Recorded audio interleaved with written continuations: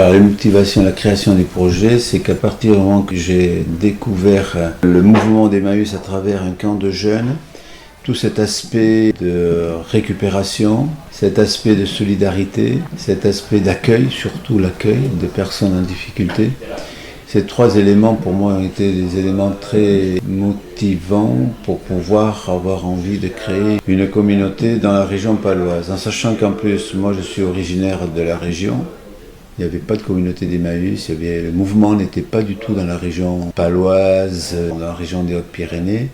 Donc à partir de ce moment-là, j'ai proposé à Emmaüs France de l'époque de créer une communauté d'Emmaüs dans la région. Puisqu'en plus j'avais passé du temps dans la communauté d'Emmaüs Bourg-en-Bresse, à Emmaüs Toulouse, donc je connaissais le mouvement. Et à partir de ce moment-là, Emmaüs France m'a laissé entendre, écoute, débrouille-toi. C'était un petit peu la politique qu'il y avait autrefois. Et donc j'ai réussi à trouver une ancienne usine textile, désaffectée. J'ai réussi à créer un comité d'amis, j'ai réussi à trouver 2 ou 3 sous, et avec une somme de 10 000 euros, Emmaüs Lescarpeau est né comme ça. Non. Bon, on va s'arrêter là de toute façon, monsieur. Le reste, vous pouvez appeler les encombrants de la mairie. Mais il faut qu'on s'économise, on a le dos en vrac là. Vous êtes bon pour... La table, vous ne la voulez pas? Une table à tapisser. Et on s'était d'abord installé à Mirepex. Et ensuite, au bout de 5 ans, dont l'objectif c'était de savoir si Emmaüs avait son sens d'utilité dans la région paloise. Et 2 ans après, on s'est rendu compte que Emmaüs avait tout son sens, puisqu'il y avait des besoins d'accueil, besoins d'activité. Et on répondait justement à une nécessité. À partir de là, on a dit on va s'installer définitivement. 3 ans après, on a réussi à trouver 1,7 hectare ici, à l'Escar.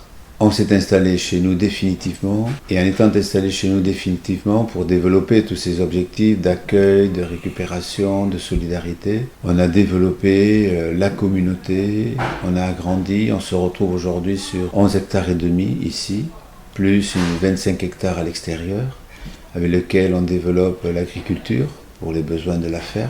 Et après, avec toute cette dynamique d'ouverture vers l'extérieur, alors quand je dis d'ouverture, de rencontre avec le festival, les concerts, les conférences débats, tous ces volontaires qui viennent, ces différents statuts qui se retrouvent à Emmaüs, que ce soit statut compagnon pour la grande majorité, statut salarié, statut bénévole, statut volontaire, statut stagiaire, statut tige, tous ces gens qui viennent, et aussi tous les clients qui viennent, et bien avec toutes ces rencontres, et bien ça nous a fait développer la communauté vers une politique de village, vers une dynamique alternative, et qui se poursuit et qu'on va encore développer. Voilà. Me voilà arrivé à Pau. Ça y est. Bon, maintenant il va falloir que je puisse rentrer, que je change ma voiture de place.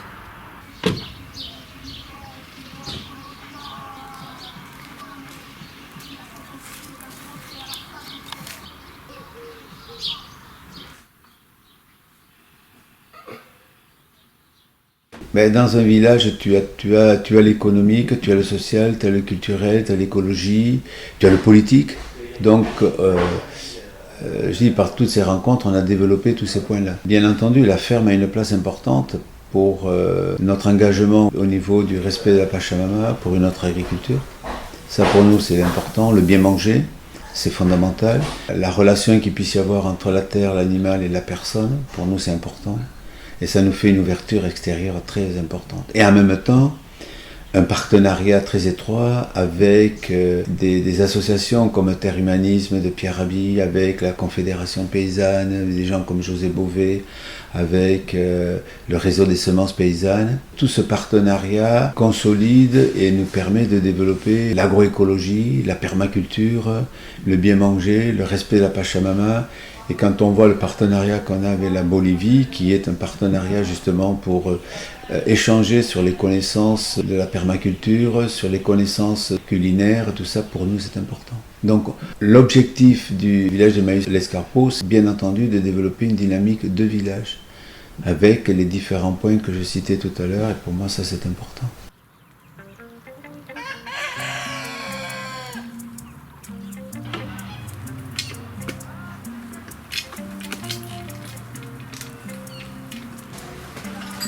Tout ça, ça se fait, surtout ce qu'il faut bien comprendre, c'est que tout ça, ça s'est fait, et ça se fait par la rencontre. On ne reste pas enfermé dans notre vérité, on est dans la remise en cause perpétuellement parce qu'on est dans la rencontre. Et c'est sûr, quand tu rencontres des gens comme Pierre Rabhi, José Bové, Evo Morales, Paul Ariès, même des artistes comme M, enfin, plein d'artistes qui sont passés ici, plein de conférenciers qui sont passés ici, à partir de ce moment-là, obligatoirement, ça nous apporte des idées, ça nous fait évoluer. Ça, c'est la réalité. Et ça, c'est une richesse extraordinaire. Enfin, des rencontres aussi avec des gens comme Benoît de Lépine, Gustave Kervin, Jean Dujardin, tout ça, on a passé des moments extraordinaires. Des rencontres ici ont d'une richesse humaine, culturelle, extraordinaire. Nous, déjà, ce qui est important, une de nos principales richesses, à partir du moment qu'on est un acteur économique, un acteur social incontournable, alors quand je dis acteur économique, c'est à partir de la récupération, à partir surtout de la recyclerie, déchetterie, où on n'a pas 1 centime de subvention, ça c'est une règle que l'on a, pas 1 centime de subvention qui nous donne cette autonomie totale et qui nous laisse la liberté d'action, autant au niveau de l'accueil, autant au niveau politique, au niveau écologique, donc on a cette liberté qui est énorme.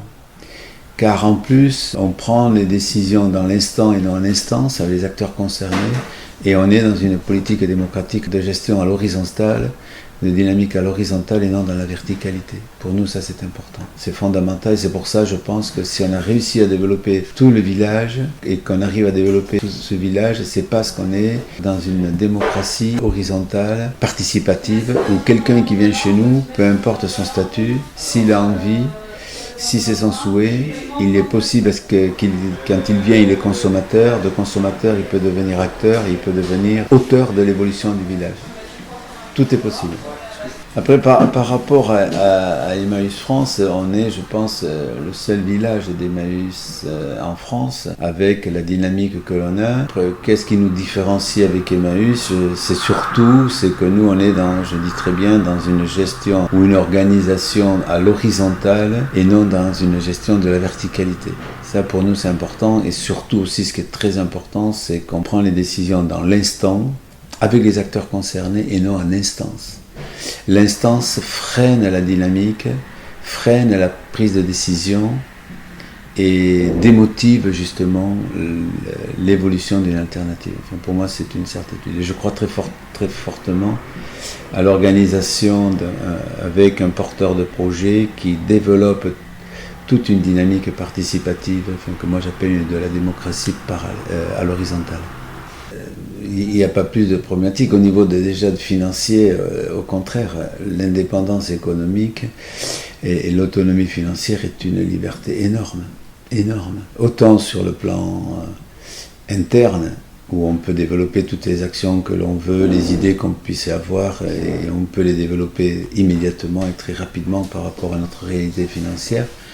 Et après, sur le plan politique, on a, je dis très bien, on a une crédibilité, une autonomie qui est énorme, qui est importante. On est vraiment, je crois que c'était la pertinence de l'abbé Pierre, c'est d'être un acteur économique, un acteur social, un acteur culturel, un acteur écologique, avec une parole politique totalement indépendante. Et c'est ça qui est intéressant. Et on s'inscrit dans une politique alternative de pertinence. C'est ça qui est intéressant. Et ce qui fait que la force politique qu'on a en même temps, c'est quand tu as plus de 2000 à 3000 personnes qui viennent à Emmaüs, au bric-à-brac, à la recyclerie, au restaurant, au bar, à l'épicerie, à la ferme, on devient une force politique. Et cette force politique, c'est comment on l'utilise pour interpeller, pour provoquer, pour innover en même temps une alternative. Parce que consciemment, moi je suis totalement conscient qu'on se fait utiliser par ce système néolibéral. Donc, entre guillemets, on déculpabilise le système productiviste en recyclant.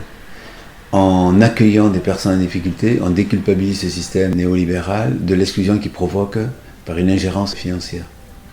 Donc, on déculpabilise. Cette utilisation, on la renverse pour qu'elle devienne provocatrice, innovatrice d'une alternative sociale et économique et écologique.